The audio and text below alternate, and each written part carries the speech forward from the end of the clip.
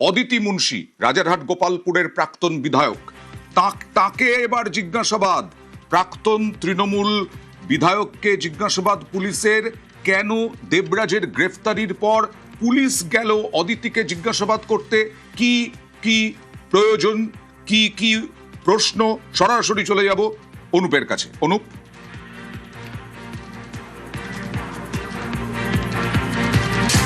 দেবরাজ চক্রবর্তী গ্রেপ্তার হওয়ার পরে তার স্ত্রী অর্থাৎ অদিতি মুন্সি, প্রাক্তন বিধায়ক, তাকে 6 ঘন্টা জিজ্ঞাসাবাদ বিধাননগর পুলিশের। বাগুইআটি থানার পুলিশের পক্ষ থেকে দীর্ঘ তাকে জিজ্ঞাসাবাদ করা হলো। তার কারণ হিসাবে লক্ষ্য করা যায়, দেবরাজ চক্রবর্তীর একাধিক তথ্য পাওয়ার জন্যই অদিতি মুন্সি তাকে জিজ্ঞাসাবাদ করা হয়েছিল। যে সমস্ত ফোন থেকে প্রথম ফোন এসেছিল বা ফোন গিয়েছিল, যে দেবরাজ ঘনিষ্ঠ এক সঙ্গী তার সঙ্গে ছিল, তার মাধ্যমে কিন্তু কথোপকথন হয়েছিল, সেই সমস্ত তথ্য পাওয়ার জন্য। অন্যদিকে দেবরাজ চক্রবর্তী এবং অদিতি মুন্সি ঘনিষ্ঠ যে সমস্ত যারা ছিল এবং তাদের যে বাড়ি, বেশ কয়েকটি সম্পত্তি রয়েছে, সেই সমস্ত একাধিক জায়গায় পুলিশের পক্ষ থেকে তল্লাশি করা হয়। সেখান থেকে বেশ কিছু গুরুত্বপূর্ণ নথি যেমন উদ্ধার হয়েছে, একাধিক সরকারি নথি উদ্ধার হয়েছে এবং দেখা যাচ্ছে দক্ষিণ দমদম পৌরসভা থেকে বিধাননগর পৌরসভা সংক্রান্ত একাধিক তথ্য উদ্ধার করা হয়েছে।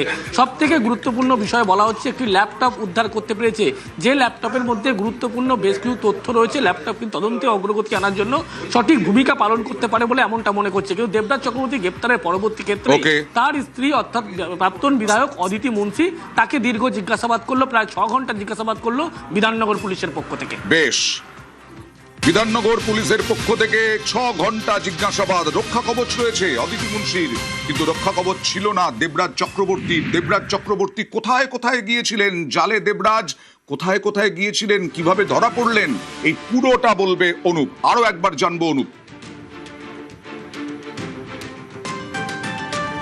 প্রায় 10 দিন হোটেলে গা ঢাকা দিয়েছিলেন।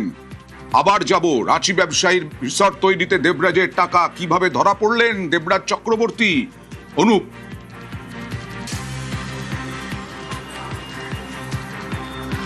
দেখো, দেবরাজ চক্রবর্তী তার যখন জামিন আদালতে নাকচ হয়ে যায়, তার পরবর্তী ক্ষেত্রে দেবরাজ চক্রবর্তী গা ঢাকা দিয়েছিল। প্রথমে লক্ষ্য করা যায় উত্তরবঙ্গ হয়ে তিনি কিন্তু পালিয়ে গিয়েছিলেন এবং ক্যাশ টাকা নিয়ে তিনি গিয়েছিলেন বিপুল পরিমাণে। প্রথমে বেশি জায়গায় যখন তিনি থাকতেন, বেশি দিন থাকতেন না, বেশ কয়েকদিন কিন্তু সেখানে গা ঢাকা দিতেন। পরবর্তী ক্ষেত্রে জায়গা চেঞ্জ করতেন, অর্থাৎ বিভিন্ন জায়গায় তিনি কিন্তু ছিলেন। উত্তরবঙ্গের শেষ কালিম্পংয়ের একটি জায়গায় তিনি বেশ কয়েকদিন ছিলেন। তার পরবর্তী ক্ষেত্রে তিনি বুঝতে পারেন সেখানে থাকলে বেশ দিন গ্রেপ্তার হয়ে যেতে পারেন। তার পরবর্তীতে লক্ষ্য করা গেল ভিন রাজ্যে তিনি পালিয়ে যাওয়ার চক্র করলেন। কোথা থেকে গেলেন সে পথ দেখলে দেখা যাবে যে পুরুলিয়া হয়ে তিনি একেবারে ঝাড়খণ্ড যে বর্ডার, সেই বর্ডার হয়ে কিন্তু পালিয়ে যাবে। কিন্তু দেখা যাচ্ছে যে সেখানে ঝাড়খণ্ডের কাছে রাঁচির ঠিক আগের কাছেই একটি জায়গা, যার সঙ্গে পূর্ব পরিচিত ছিল, যার ব্যবসায় দেবরাজ চক্রবর্তী কয়েক কোটি টাকা লেনদেন করেছিল এবং সেখানেই লক্ষ্য করা যায় যে এই একটি রিসর্ট, সেই রিসর্টে কিন্তু দেবরাজ চক্রবর্তী প্রায় 10 দিন ছিলেন এবং যে ঘরে তিনি ছিলেন তার সঙ্গে দেবরাজ চক্রবর্তীর ঘনিষ্ঠ তিনি গিয়েছিলেন এবং তার ফোনের মারফত কিন্তু একাধিক ব্যক্তিদের সঙ্গে কথোপকথন হয়েছিল। এবং ইতিমধ্যেই তার পরবর্তী ক্ষেত্রে বেঙ্গল স্টেটের পক্ষ থেকে দেবরাজ চক্রবর্তী তাকে গ্রেপ্তার করা হয় এবং দেবরাজ চক্রবর্তীর একটি মোবাইল ফোন ইতিমধ্যেই সেখান বাজেয়াপ্ত করা হয়েছে এবং এই মোবাইল ফোন তার নামে সিম ছিল না, অন্যত্র ফোনে ব্যবহার করা হচ্ছিল, এমনই তথ্য পায়। কিন্তু দেবরাজ চক্রবর্তীকে দেখলে দেখা যাবে যে ব্যবসায়ীর হোটেলে ছিল, আগে থেকে পূর্ব পরিচিত ছিল এবং সেখানে মূলত এই ব্যবসায়ীর হোটেলে কোটি টাকা লেনদেন তথ্য পালিয়েও পার পেলেন না দেবরাজ চক্রবর্তী, কারণ দেবরাজ চক্রবর্তীর বিরুদ্ধে বহু অভিযোগ, অত্যাচারের অভিযোগ, খুনের হুমকির অভিযোগ এবং গোটা দক্ষিণ দমদম, বিধাননগর, এই সমস্ত এলাকায় উত্তর 24 পরগনা জুড়ে তার বিরুদ্ধে অভিযোগ দাদাগিরির। আর সেই অভিযোগে আগে থেকেই মুখ্যমন্ত্রী হুঁশিয়ারি দিয়ে রেখেছিলেন যে এই দেবরাজ চক্রবর্তী পার পাবেন না, এরকমই হুঁশিয়ারি দিয়েছিলেন মুখ্যমন্ত্রী শুভেন্দু অধিকারী। তরুণ আইনজীবী প্রতিবাদী যাকে আপনারা 27,000-এরও বেশি ভোটে জিতিয়ে একটা ডাকাতকে হারিয়ে দিয়েছেন। তরুণ জ্যোতিকে বলবো এফআইআর কপিগুলো, সার্টিফিকেট কপি তুলে আমার কাছে পাঠাবেন ভাই। ওই ভাইপোর যে টেনিয়াটা এখানে ছিল আর কোথায় গেছে? অনেক মামলা দিয়েছে, অত্যাচার করেছে, 21-এর পরের অত্যাচার। আমি তো মনে করি ব্রিটিশরাও এত অত্যাচার করেনি, ওরা যে অত্যাচার পুষ্পা ঝুঁকে গেছে বলেছিল, ঝুঁকতে ঝুঁকতে পুষ্পা হারিয়ে গেছে। এখানেও যে ডাকাতটা আছে পুলিশ মন্ত্রীর উপরে ছেড়ে দেয়, ডাকাতটাকে ঠিক করা দায়িত্ব।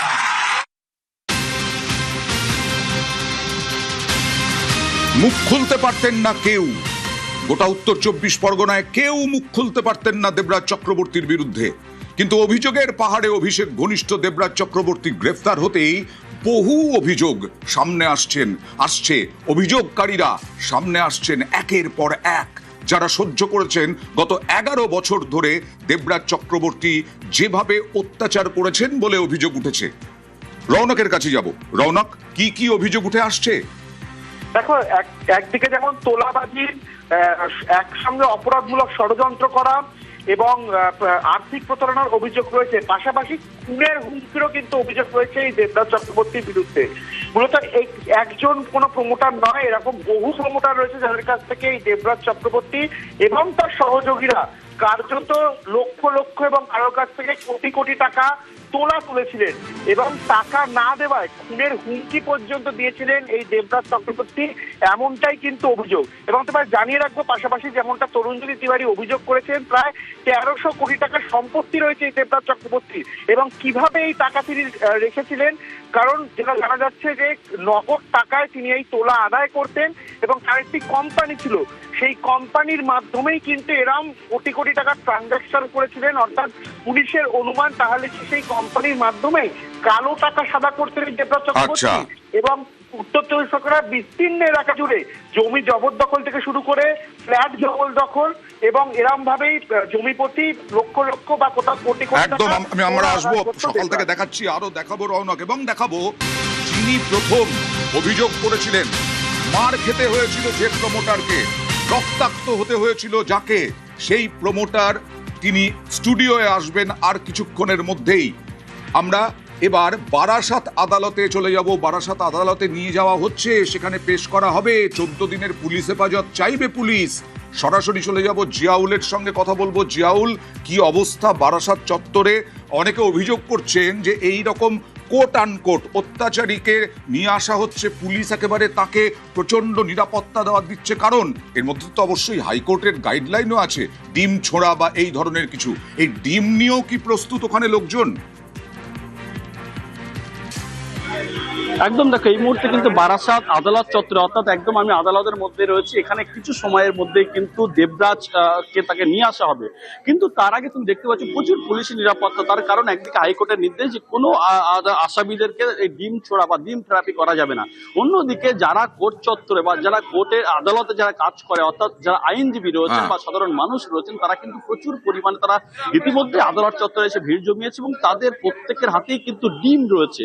অর্থাৎ একজন অভিযুক্ত এবং যিনি মানুষের দীর্ঘদিন ধরে মানুষকে অত্যাচার করেছে, তাকে কেন এই ডিম ছোড়া বা তাকে নিয়ে প্রতিবাদ করা যাবে না, এই অভিযোগে তারা প্রচুর ক্ষোভ রয়েছে। আমরা দেখাবো যে আজকে এই আদালতে কি হয়, দেবরাজ চক্রবর্তীর বিরুদ্ধে কি পদক্ষেপ করে আদালত।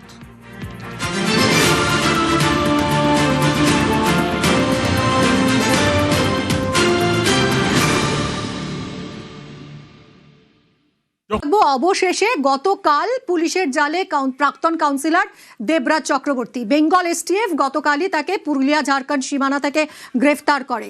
অভিষেক ঘনিষ্ঠ এই দেবরাজ চক্রবর্তী হাইকোর্টে রক্ষা কবচের আবেদন জানিয়েছিলেন। দেবরাজ এবং তার স্ত্রী প্রাক্তন বিধায়ক অদিতি মুন্সি, কিন্তু শিশু সন্তানের কথা মাথায় রেখে অদিতি মুন্সি রক্ষা কবচ পেলেও রক্ষা কবচ পাননি দেবরাজ, আর রক্ষা কবচ না পেয়ে গা ঢাকা দেন তিনি। কিন্তু সেই ছক, ভিন রাজ্যে পালানোর ছক বানচাল। এসটিএফ এর তৎপরতায় শেষ রক্ষা হয়নি। অবশেষে পুরুলিয়া ঝাড়খণ্ড সীমানা থেকে ধৃত দেবরাজ। রাতে দেবরাজকে বাগুইআটি থানায় নিয়ে আসা হয়েছে। আজ দেবরাজকে বারাসাত আদালতে পেশ করা হবে।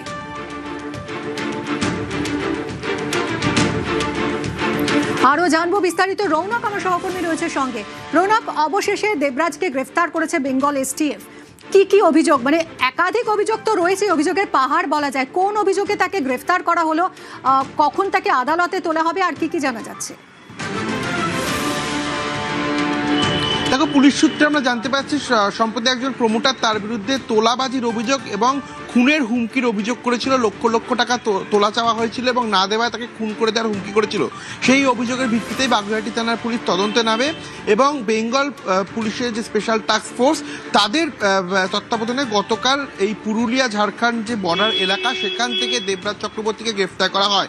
তার অ্যাসোসিয়েটসদের যে লোকেশন, ফোনের টাওয়ার লোকেশন, সেই টাওয়ার লোকেশন ট্র্যাক করেই কিন্তু অবশেষে পুলিশ পুলিশের হাতে গ্রেফতার হয় দেবরাজ চক্রবর্তী এবং আজ ভোর 5টা নাগাদ বাগুইহাটি থানা সেখানে তাকে নিয়ে আসা হয়। তারপরে তার যে শারীরিক পরীক্ষা আদালতে পেশ করার আগে সেই শারীরিক পরীক্ষা সম্পন্ন হয়েছে ইতিমধ্যে। আর আমরা যেটা জানতে পারছি আর কিছুক্ষণের মধ্যেই কিন্তু বারাসাত আদালতে দেবরাজ চক্রবর্তীকে পেশ করা হবে এবং পুলিশ সূত্রে খবর পুলিশের তরফ থেকে ফুল টাইম পিসি অর্থাৎ 14 দিনের হেফাজতের যে আবেদন সেই আবেদন তারা করবেন। কারণ একটি মাত্র অভিযোগ দেবরাজ চক্রবর্তীর বিরুদ্ধে নেই, যে স্পেসিফিক কেসে তাকে গ্রেফতার করা হয়েছে তারপরে দেখা গেছে একাধিক অভিযোগ, কারণ যেহেতু ভুড়ি ভুড়ি অভিযোগ রয়েছে দেবরাজ চক্রবর্তীর বিরুদ্ধে। জমি হাতিয়ে নেওয়া থেকে শুরু করে বেনামে সম্পত্তি, কোটি কোটি টাকা দুর্নীতির একটা অভিযোগ রয়েছে। সেক্ষেত্রে সেইগুলোও কিন্তু পুলিশের তরফ থেকে আজ আদালতে জানানো হবে এবং আরও বিশেষত তিনি কিসের সঙ্গে যুক্ত রয়েছে বা তার পেছনে আর কারা রয়েছে এই বিষয়টি জানতে একদমই এই সব কিছু এখন জানার চেষ্টা করবেন তদন্তকারীরা। সঙ্গে থাকো রৌনক।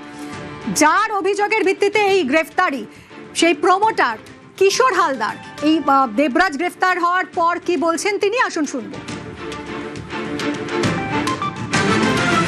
2025 সালে তখন আমার কাছে 9 নম্বর ওয়ার্ডের কাউন্সিলরকে দিয়ে 1 কোটি টাকা চেয়েছিল এবং লোকজন পাঠিয়ে মাথায় আমাকে রিভলভারের বাড় দিয়ে মেরে আক্রান্ত করেছিল 40-50 জন মিলে। আমি এফআইআর করেছিলাম, 3 জন অ্যারেস্ট হয়েছিল। বাকি যে কাউন্সিলর সমরেশ চক্রবর্তী তিনি তখন অ্যারেস্ট হয়নি। এই দেবরাজের নেতৃত্বে তোলাবাজি, গুন্ডামি পুরো এলাকাটাকে পুরো ধ্বংস করে রেখে দিয়েছে। তারপরে একদিন আমাকে ফোন করে ওর অফিসে ডাকলো, ডেকে আমাকে বলছে যে সমরেশ চক্রবর্তীর সাথে ব্যাপারটা মিটিয়ে নাও, মানে কাউন্সিলরের সাথে দেখা করে টাকা পয়সা দিয়ে দাও। আমার নিজের প্রপার্টিতে নিজে কাজ করছি, মেরে আমাকে জমি থেকে বের করে দিয়েছিল আর বলছে টাকা দাও, 1 কোটি টাকা। আমি কিছু 27 লাখ টাকার মতো দিয়েওছিলাম। কাউন্সিলর যে ঘটনাটা ঘটিয়েছিল সেটাতে দেবরাজের সরাসরি হাত ছিল?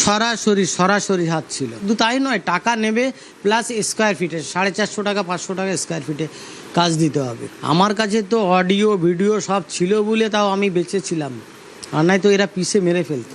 দেবরাজের নামে কমপ্লেন করেছিল না, তখন আমি দেবরাজের সাথে ডাইরেক্ট অভিষেক বন্দ্যোপাধ্যায়ের সাথে মানে ওতপ্রোতভাবে জড়িত। আমি কি করে দেবরাজের নামটা নিনি, কিন্তু নিউজ চ্যানেলকে আমি সবসময় বলেছি বড় মাথা আছে, ঠিক সময় মতো মাথাটা বলবো। আজকে সেই সময়টা এসছে। গুরুতর অভিযোগ প্রমোটারের এবং এই অভিযোগের পরই বেঙ্গল এসটিএফ গ্রেফতার করেছে দেবরাজ চক্রবর্তীকে। আবারও রৌনকের সঙ্গে কথা বলবো। রৌনক, আর কি কি অভিযোগ রয়েছে? দেখা একেবারে একদিকে যেমন এই তোলাবাজির অভিযোগ, অর্থাৎ লক্ষ লক্ষ টাকা প্রমোটারদের কাছ থেকে তিনি তোলা তুলতেন এবং না দিলে খুনের হুমকি পর্যন্ত দেওয়া হতো। এবং শুধু দেবরাজ চক্রবর্তী একা নয়, তার সঙ্গে বেশ কয়েকজন অ্যাসোসিয়েট রয়েছে যাদেরকে দিয়েও এই কাজ তিনি করিয়ে থাকতেন। এবং এই একা কিশোর হালদার নয়, কিশোর হালদার ছাড়াও এরকম বহু প্রমোটার রয়েছে যারা কিন্তু ইতিমধ্যে লিখিত অভিযোগ দায়ের করেছে। এবং তোমায় জানিয়ে রাখবো, তরুণজ্যোতি তিওয়ারি যে অভিযোগ সামনে এনেছিল যে নামে বেনামে প্রায় কোটি কোটি টাকার সম্পত্তি, প্রায় 1300 কোটি টাকার স্থাবর অস্থাবর সম্পত্তি মিলিয়ে তার এত পরিমাণ সম্পত্তি রয়েছে, যা কার্যত কিন্তু একটা পাহাড় প্রমাণ দুর্নীতির সমান। কারণ একজন কাউন্সিলর বা মেয়র পরিষদের সদস্য হয়ে তিনি যে ভাতা পান, সেই জায়গায় দাঁড়িয়ে কোটি কোটি টাকা তার কোথা থেকে এলো। এবং আমরা পুলিশ সূত্রে জানতে পাচ্ছি একটি কোম্পানি তিনি খুলেছিলেন, যেই কোম্পানির যে ট্রানজাকশন রিপোর্ট দেখা যাচ্ছে সেখানে প্রায় কোটি কোটি টাকা তার রয়েছে। সেক্ষেত্রে মনে করা হচ্ছে যে কোনোভাবে কি এই কালো টাকা সাদা করার জন্যই তিনি এই বেনামে কোম্পানিটি খুলেছিলেন। অর্থাৎ তার আয়ের উৎস কি? একদিকে যেমন তোলাবাজি প্রতারণার অভিযোগ, অন্যদিকে এরকমভাবে কিন্তু আর্থিক প্রতারণারও একাধিক অভিযোগ রয়েছে এবং নামে বেনামে কোটি